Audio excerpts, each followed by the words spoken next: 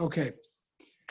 So tonight we're going to do chapter 19, a very fundamental chapter of Tanya. So if you have the practical Tanya book, it's on page 220. So I'm going to read a little bit inside, then we're going to elucidate.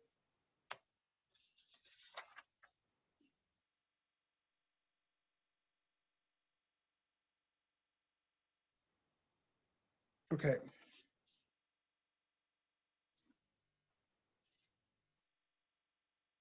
So if you, as I mentioned from last time, 18 through 19 is really a series of, it's a unit in Tanya, and it comes to explain to us a short way, a way we can become a Bainani, to inspire ourselves to choose the divine soul's will over the animal soul. And the short way is going to teach us how we have a certain intrinsic nature to want to do mitzvot. In the beginning, there was 4 questions. First of all, what is the root of this love that we have for mitzvot and for Hashem to connect to the mitzvot? Number 2, what is the defining property of this love? Number 3, why is it an inheritance? And number 4, why do we say that we even have a sense of reverence included in the love? So in chapter 18, we explained the root of the love. The root of the love that we have, this desire for godliness, for mitzvahs, is because it's in our chachma. Chachma is defined there as the faculty for koyach ma, the sense that there's something beyond. We call that faith. We can call that something else, but that sense is chachma, what it means specifically in Kabbalistic lexicon. And we also explained why is an inheritance. We said because the patriarchs and matriarchs because they became a merkava, a chariot, totally surrendered to God's will, their souls sort of mutated. In a sense, they became a God-searching being, and they merited that their descendants would also have this God-searching soul. We do have 2 questions that have yet to be answered, and we will answer them in this chapter. One of them was, what is the defining property of this love, this hidden natural love we have for God? And the other question we have to figure out is, okay, we can say there's love, but how is there a concept of reverence incorporated in the love? Because in order for you to do the mitzvot fully, there's 2 categories. There's mitzvahs that are positive commandments, and there are mitzvahs that are negative commandments. The positive ones are fueled by love. We've mentioned that. You have a friend, you want to do him a favor. So to God, if you have a love for God, you're going to want to do mitzvahs because they're ways of doing a favor or connecting to God. At the same time, though, there's mitzvahs that are prohibitions, and those prohibitions actually, you don't do them not because of love, but for a subcategory of love, which is reverence. If you respect somebody or you're really reverent to them, then you don't go to where they don't want you to go. You don't pass the red lines. So we have to understand, how is the reverence incorporated in this love? So in the beginning of the Tanya, it brings a verse. The soul of man is God's candle. This is from Proverbs 20:27. King Solomon compares the soul of man as a candle of God, as the metaphor of a candle. So this means that the people, us people, particularly here we're talking about the Jewish people, they are compared to a flame of a candle. And the nature of a flame is that it flickers upwards. Now, why is it that a flame flickers upwards? So I actually Googled the scientific explanation. Does anybody, if anybody knows it better than I do, from reading it off of Google, you're welcome to say it. But the way I understood it was that you have the fuel around the wick is the bottom of the flame is cold air, and slowly it heats up and gets pushed to the top. And that with gravity, it makes that sort of a teardrop shape of a flame. I can't say I totally understand it, but that's the way it was, that's what Rabbi Google said. So, but in a spiritual sense, and in Judaism and Kabbalah, we believe everything that exists physically. In general, I want to point out, what does the word nature mean? What does nature mean? Nature means the way things are. It's just the way they are, the way they're programmed to be, which is not necessarily always a logical reason. It's just, this is the way it is. Why does gravity go down? Because that's the way. Maybe there probably is some more explanation, but a lot of times nature is a phrase coined for things that it just does it automatically. It's programmed to do. I mean, it's not doing it of consciousness and like realization, it's pre-programmed to do such. So it brings down that spiritually, everything that exists in nature has a spiritual reason why. There's a spiritual parallel that actually, that comes first. That's where the physical incarnate of that spiritual reality, the physical incarnate of that reality manifests itself. A physical incarnate.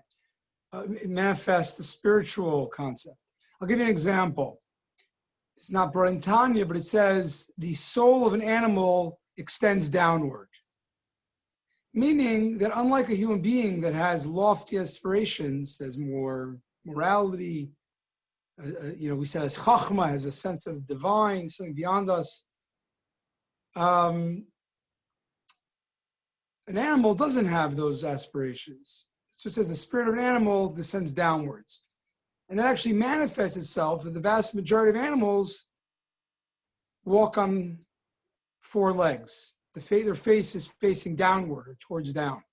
Versus a human being that we said is a unique soul that can see upwards, can think of, imagine, can cognate about things that are beyond the world or more than just what you see to the eye. The human being's head is upright. So that's an example where a physical reality is really just a manifestation of the thing's spiritual dimension. An animal can only see and act upon what it feels and what it sees directly. I mean, again, animals can be very smart.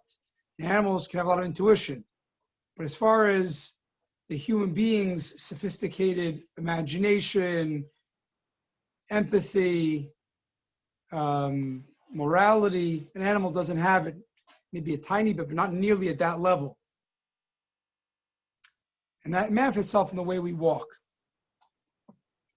Okay. So what's the spiritual reason why fire flickers upwards? So it's brought down that the flame naturally wants to leave the wick to connect to its spiritual source, its metaphysical source. Not necessarily, some things are spiritual, there's metaphysical. Metaphysical, like the fact that you have ideas and thoughts, it's metaphysical. It's also spiritual. I guess those two can be used interchangeably. But there's a metaphysical or spiritual source of fire, the element of fire, which is, it says, below the moon's orbit. It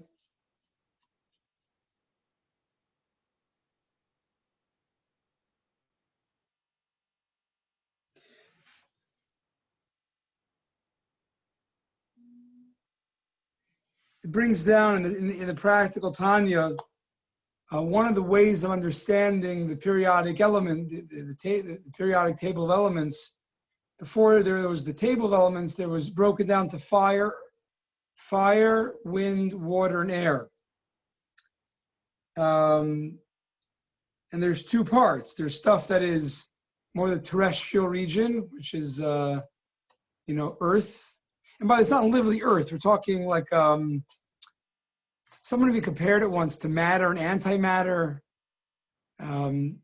It's another way of quantifying the elements. So the element of earth, the element of water, and then there's and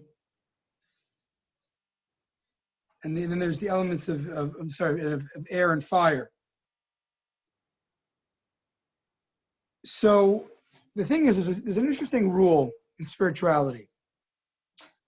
It's the spiritual law of gravity, to give it a fancy title. The spiritual law of gravity means that everything wants to go back to its source, to its spiritual source, the source of where it came from.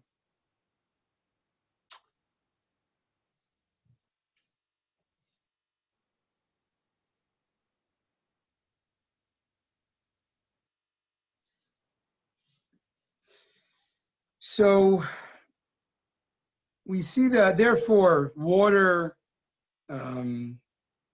matter, or earth, they tend to, even air, tends to seek their natural place of rest, which is at the center of the earth.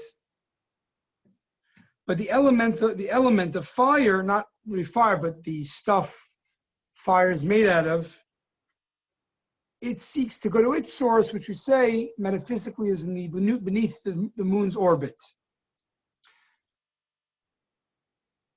Maybe modern science is a different way of explaining it.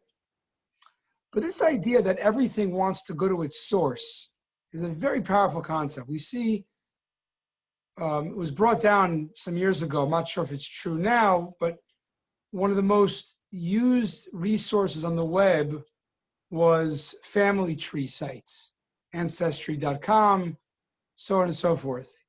For some reason, they are the most, they're very hot. People are fascinated with their roots.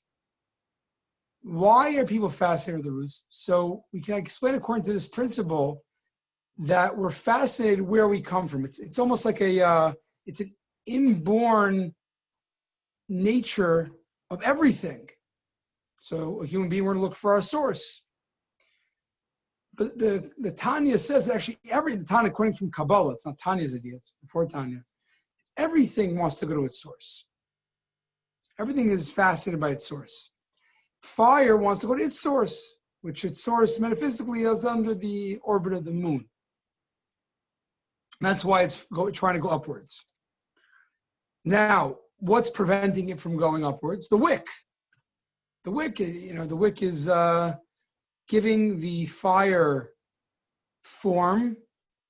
It makes it have light and use in this world. It's holding it down. And the wick, we know if the fire would leave the wick, what would happen? It would be extinguished, and it wouldn't shine at all. It would take on it would stop to be a distinct entity. And even if, let's say, the elements of fire would be reabsorbed, let's say fire would get what it wants, it would go up to its source, what would happen there? It would also not have an identity, because when you're in the orb of your source, the individual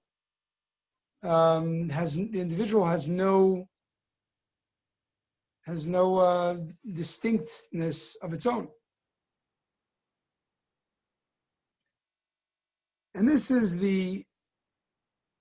nonetheless, even though the flame is going, it has this, so to speak, death wish. It wants to leave what's keeping it tethered to existence, the wick.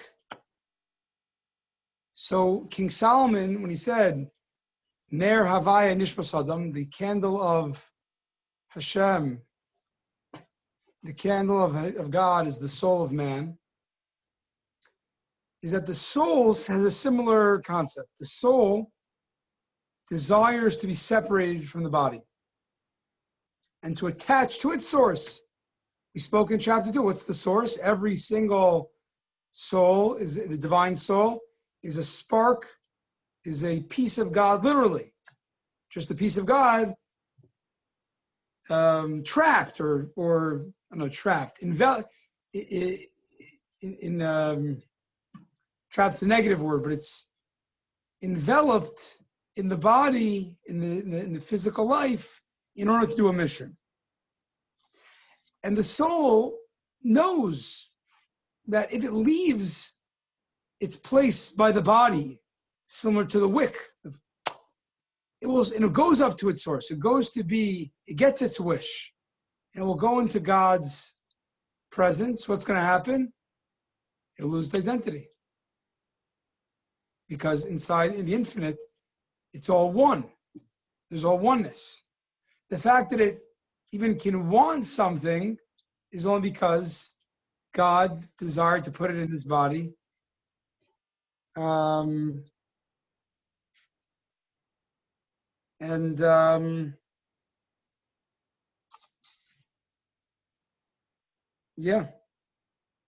wanted it here, and therefore it has to be here.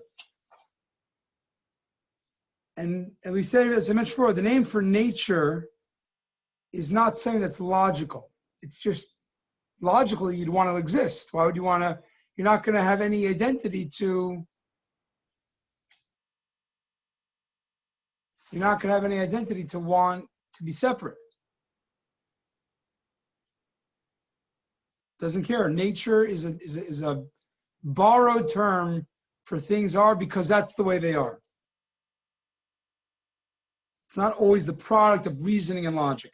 It's not logical for any entity to want to stop existing.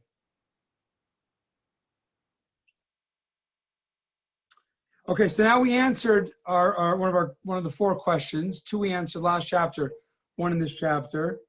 What's the defining property of the soul's love? So the defining property is that it seeks to reattach with its source. Illogically.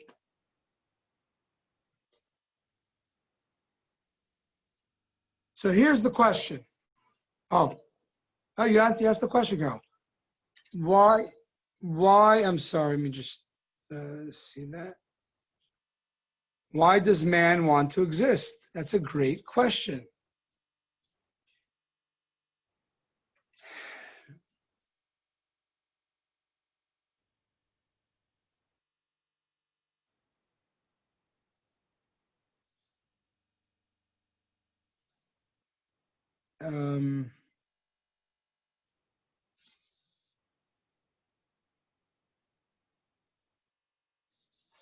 So I'm going to share with you a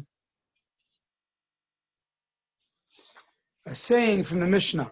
The Mishnah says two statements, and both of them contradict each other. It says it right after the other. We say it actually on Shabbos nowadays.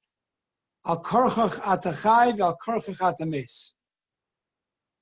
We say that against your will, you are born, and against your will, you die.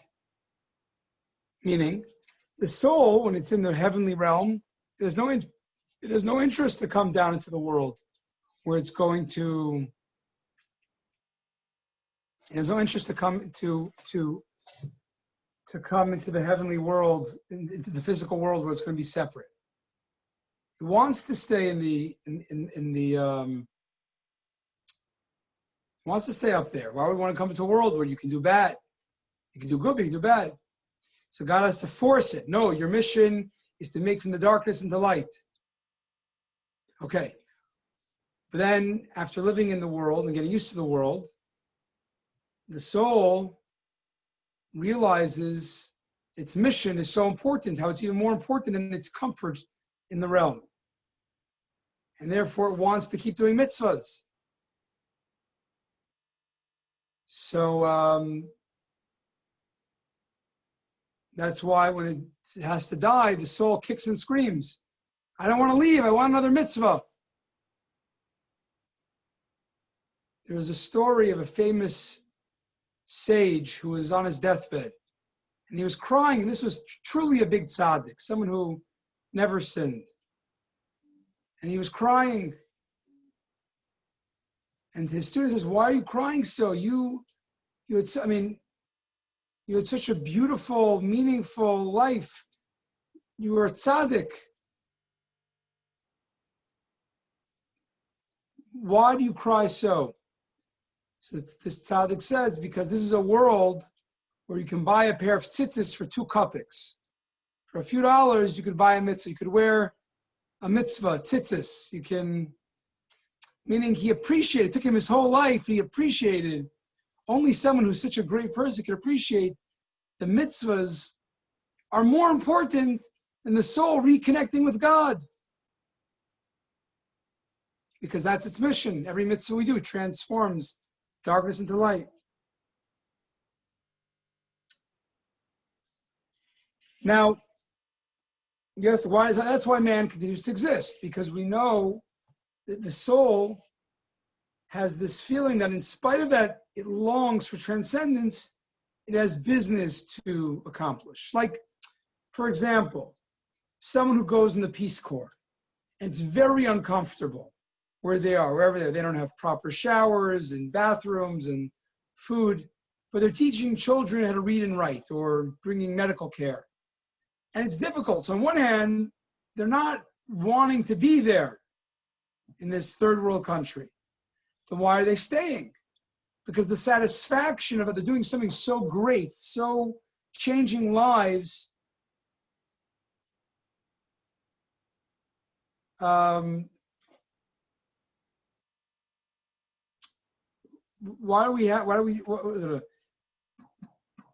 saying so great that we want to stay down here. That they want to stay there. And that's in the soul. Its natural state is it doesn't want to be in a third world country, our world, in a spiritually challenged world. But it realizes, it senses that there's something in this challenge here where it reaches even higher than its own source. It accomplishes pleasure for God. A question came in. I'm going to read the question. Why do we spend our life trying to integrate them instead of having the feeling of dissonance? So I'm not sure I totally understand the question. If anybody wants to explain the question, feel free to unmute yourself. Okay, sorry, it may not have made sense. So when you were talking about if, like the candle, trying to reach up and everything, and how it wants to go up, but if it would leave, like, it wouldn't, that wouldn't make sense because it would not be able to, be a separate entity and be the candle. So it's uncomfortable though, right? There's like this dissonance. So are we trying kind of over our lifetime to make less of a dissonance, to kind of make more of a connection of the two, of like having less dissonance by doing more mitzvah and becoming more connected so that we can kind of try to fulfill our mission and become more connected and have less dissonance? It's a very good question. In general, we do try to integrate, but I think there always will be a tension. When I mentioned before that Mishnah, that, right, by against your will you're born, against your will you die. Yeah. So one of the ways explaining that is actually explaining to you, not like in the beginning, you want to stay up there, you don't want to be born. So you have to get forced to be born. And then after many years, and in the great tzaddik, or the people we really appreciate doing the good we do here, the soul doesn't want to leave. Another way of explaining is that actually every single day you have both of those pulls. You don't want to be, on one hand, you don't want to be born, the feeling of transcendence, something that there's a greater sense of there's a greater oneness outside of myself. And on the other hand, you want to be yourself. You don't want to leave the soul. You don't want your soul to leave your body because you feel there's something great in yourself, your particular sense of being. I mean, it's not only selfish to be, earlier we said that the sense of self is the animal soul. I think we're revising it now and saying there is a sense of individuality, not selfish ego, but individuality that the divine soul realizes is also very important. On one hand, you want to be part of the oneness. You want to be one with everything, right? What did the Kabbalists say? The hot dog vendor, make me one with everything.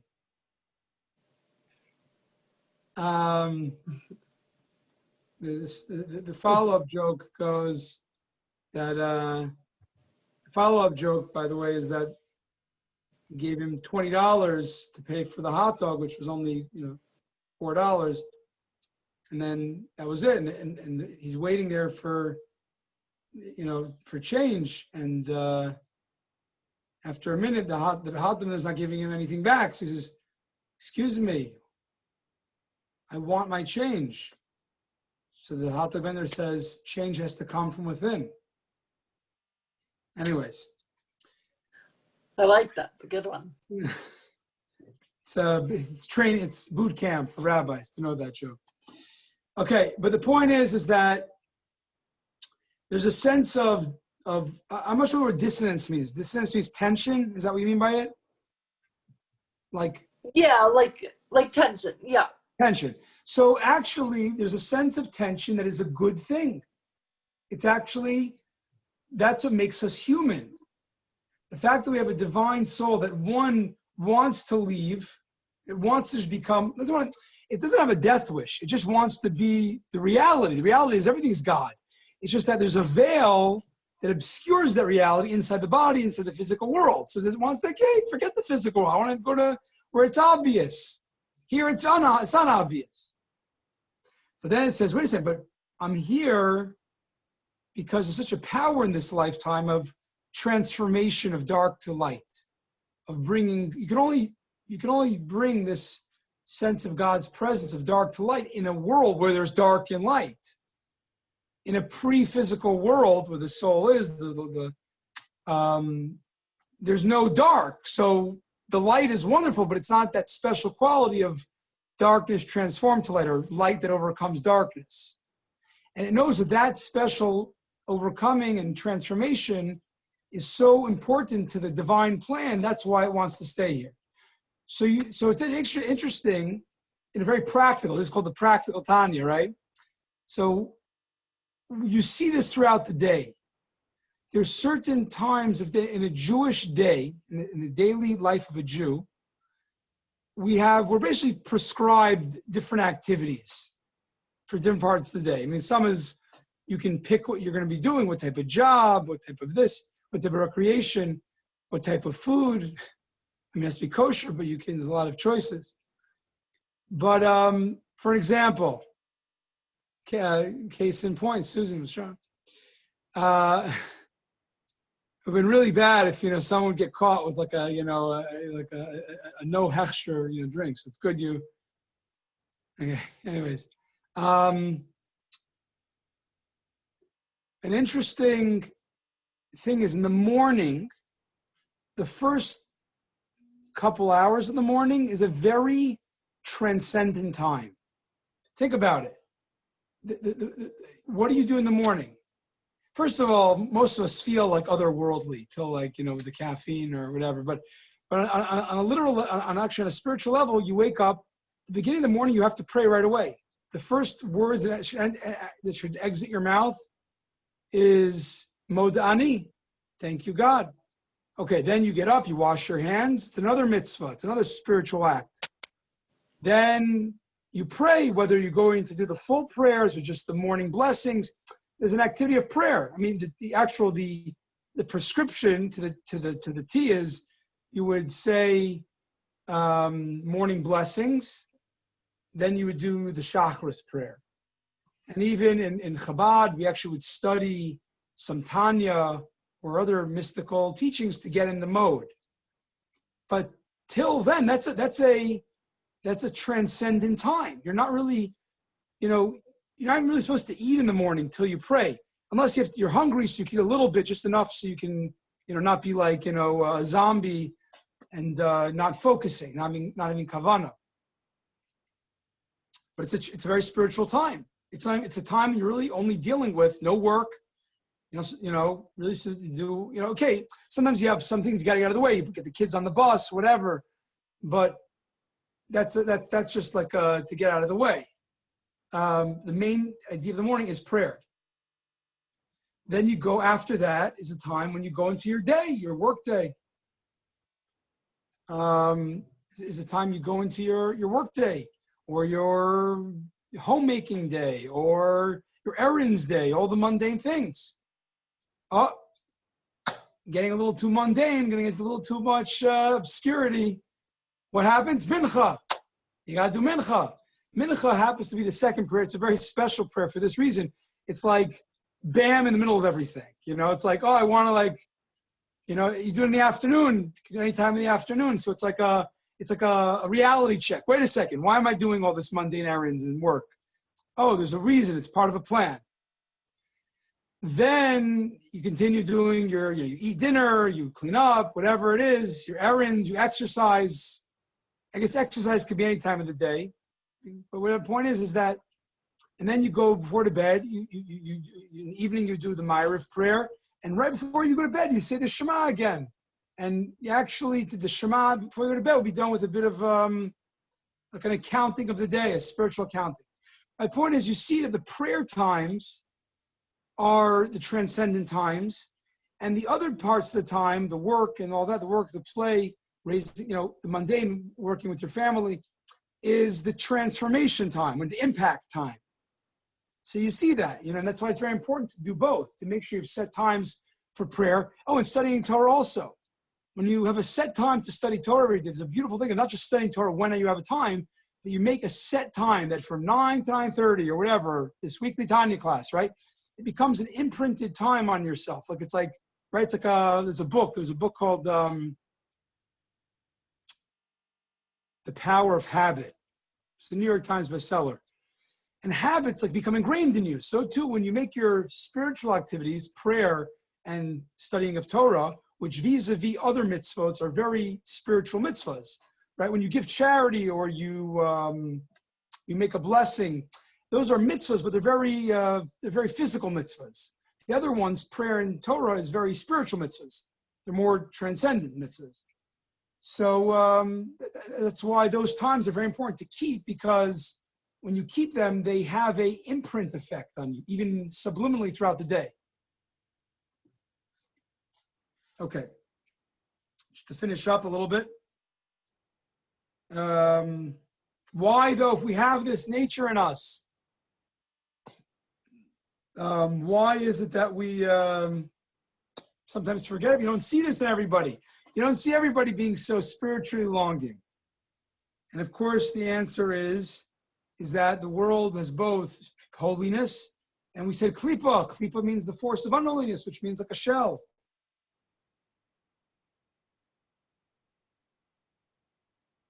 It brings down here life in our body as a result of interconnectedness.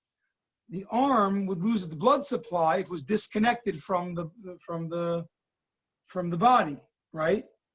So anything that is very egotistical or forgetting about its transcendence is being affected by the sense of the impure forces, the sense of the veil, obscurity, and that's what makes us feel disconnected, when we get too much involved in activity that is unholy. Because that is the definition of unholiness, is that it's disconnected. It feels disconnected. Holy means it feels interconnected or directly connected. And that's from the animal soul. The animal soul coming from we said comes from klipa, even though it's transformational klipa, its whole job is to obscure this longing. And that's why this love, we say this love, this genetic longing we have for the divine that comes from our patriarchs, it's so strong to the point it wants to detach, in theory, from the body, is, besides the fact that it has a mission, but also it's called a hidden love. Why is it hidden? Because let's not be foolish. It's not always obvious that we have this love. It's hidden within the psyche of the divine soul. But sometimes, because of our actions or our lifestyle or what we choose to focus on, we are defined by our animal soul, which obscures on it.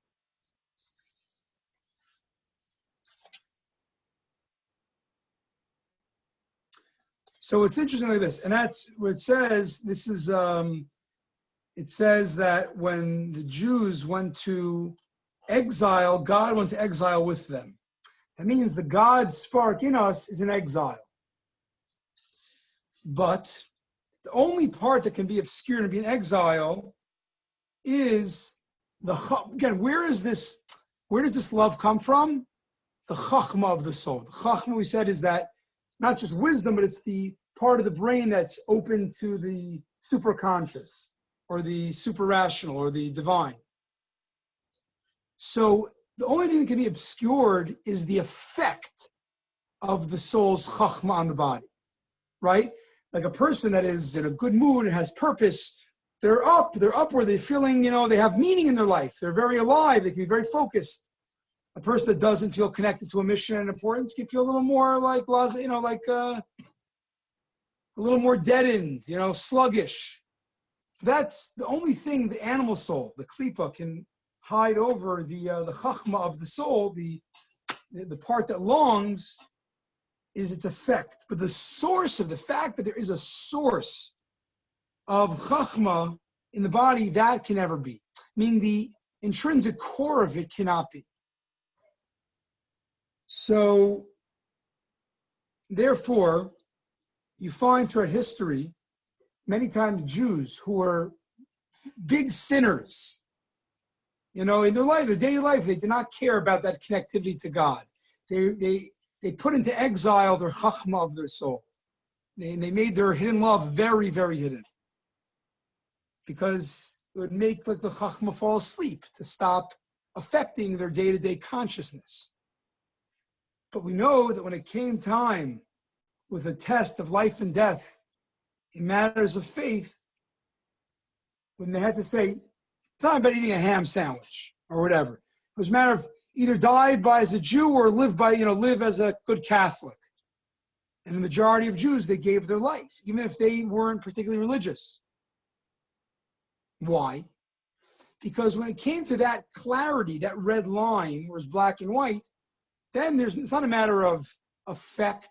You're messing with the chachma of the soul in of itself. You're saying deny your entire pull towards the divine. Hide over it.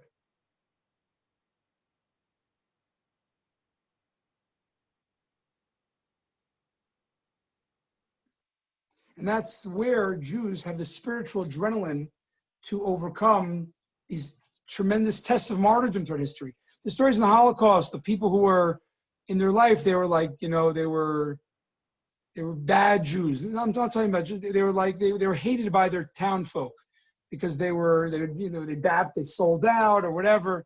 It came when the Nazis, there's a famous story of Schneeweiss. Schneeweiss was like the town mayor who was Jewish, but he was a renegade Jew, and the Jews hated him. And when the Nazis came, they were like poking with him, saying, "Are you a Jew? You baptized?" But they weren't really sure, so they're like messing with him. And he at that point says, "Thank you for this gift of clarity. I am a Jew," and they killed him. Or they gave him a choice to prove, is he Jewish or not? They gave him a Torah, take this Torah and like throw it in the fire. And he basically summoned some crazy power to say, thank you for the clarity, I am a Jew, and they killed him. And this is a guy whose whole life was a renegade Jew. Because when it's that clarity, the Chachma cannot be hidden. And this is even if someone who has affected their whole life. One more question was, how does this love, so that's how the love can get hidden. The effect of the love can get hidden.